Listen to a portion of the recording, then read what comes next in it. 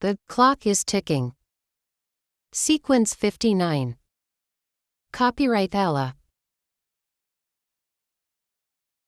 They instantly moved into action, grabbed their guns and leapt to their feet. Without hesitating, Shibuya shot at X right in the heart and he dropped dead in his tracks. Sensing disaster, Sam quickly spun around on his heel and went dashing towards Trinity. He grabbed her around her neck, getting a firm grip on her, and then he turned towards Shibuya's drawn gun. Trini gave a choked cry. "I am sure you don't want to see this little girl get hurt. Drop your weapons now," he said. Everyone else dropped their weapons to the ground except for Shibuya. "Drop your gun," Sam yelled. "Do it now." He focused on the gun that Sam was holding to Trini's head. His mind raced. Could he grab the gun and turn it on him? Could he get Trini away from him? "Just drop your gun, dude, before he hurts her," Chard pleaded. Maddie would never forgive him if anything were to happen to Trini. Shibuya didn't budge in. He still had his gun pointed at Sam. He was unsure of what to do. He had learned during his training that giving up his weapon and his defensive position was suicide. "Do it, Shibuya," Chard said, nearly choking the words out. "Please do as he says. Let's not get the little girl killed. Seriously, drop your gun or I will blow her brains out right now." As Shibuya reluctantly laid his weapon on the floor, one of his men leapt to his feet and tackled Sam. He went at him with the strength of a madman, disregarding the risk of being shot. Both men fell to the ground. Trini ran towards Chard and he carried her in his arms. "Get her out of here," Shibuya screamed before he pounced on Mark and knocked him to the floor. They too engaged in a wrestling bout. They punched and kicked from one end of the room to the other. Meanwhile, the other man found the strength to wrestle the gun out of Sam's hand without a shot being fired. He quickly got to his feet and pointed the gun at Sam's foot and pulled the trigger, shooting his leg. Sam yelled in pain.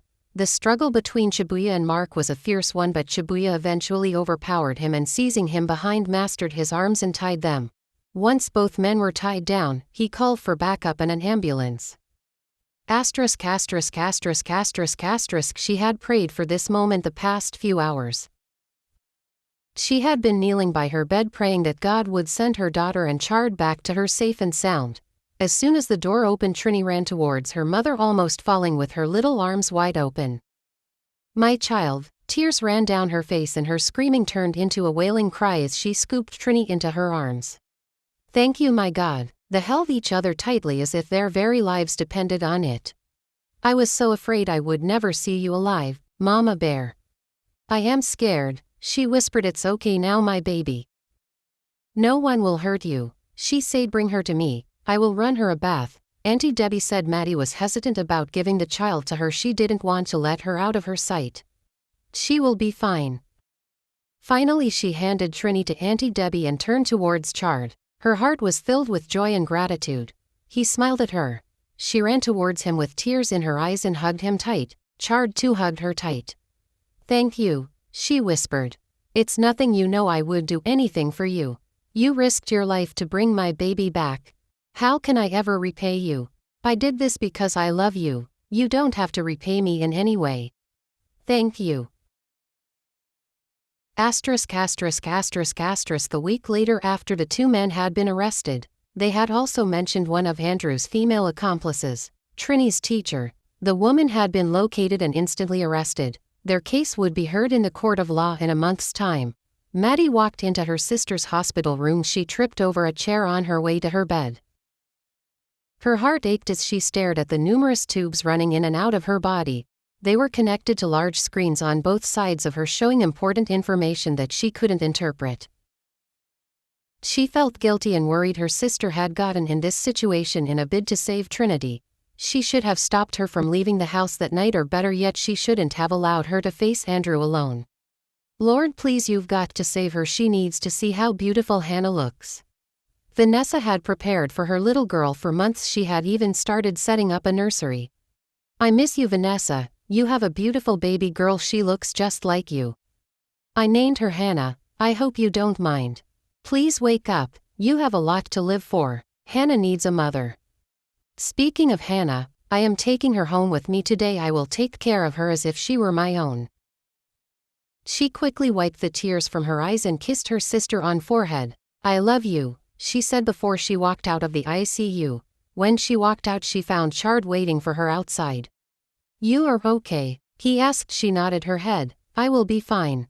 Shall we? Yes. He held her hand and they walked towards the NICU. As they entered the room, the nurse came up to greet them. She had written down all the instructions up on a paper. A list of things to watch out for in doctor's appointments. They had decided to discharge the baby because she was healthy and stable. After going through everything with the nurses, they finally handed the child to Maddie. She is beautiful. She looks just like her mother, Chard said. Maddie chalked on the word mother, fearing that if her sister didn't wake up, this little girl would have to grow up without a mother. She is a strong woman. She will pull through. You don't have to worry. Thanks for everything. You are welcome. They walked out of the hospital to the car park. Just as Maddie was about to climb into the back seat of the car with the baby, her mother appeared. And who gave you the right to take this baby out of this hospital without my consent? Good morning, Mum, she responded, ignoring her question. What's so good about this morning? She asked. Maddie chose to remain quiet. That's the only reminder I have of Andrew and my daughter Vanessa. You have to give her to me, she pleaded. Vanessa is still alive. She is as good as dead. Have you seen the state she is in? I am sorry I cannot give the child to you. You are wicked, she yelled, almost slapping her, but she quickly withdrew her hand when she realized she could hurt the baby in the process. We have to go, she finally said. You go, but be rest assured I will fight you for that child. I will get her back. Okay. Chard opened the car door for her and she climbed in. He went round to the driver's seat. Let's go home, she said. Later in the evening, Maddie had just put the baby to sleep and was about to have her supper when a knock sounded at the door. Let me get it. Auntie Debbie stood up. It's okay. I will get it, Maddie said. She walked towards the door with her plate of food still in her hands and opened it to reveal a woman who was wearing a long black dress and a scarf that was covering her face except for her eyes, standing on her doorstep. Who are you? Maddie asked with raised eyebrows. Auntie Maddie, it's me. Let me in, said the familiar voice. Maddie stepped aside and allowed her to enter. Then she closed the door behind her back. Is this really you? She asked, dazed. She said, removing the scarf that had been covering her face. It is you. Where did you go? Maddie gasped in surprise. It's a long story. *****.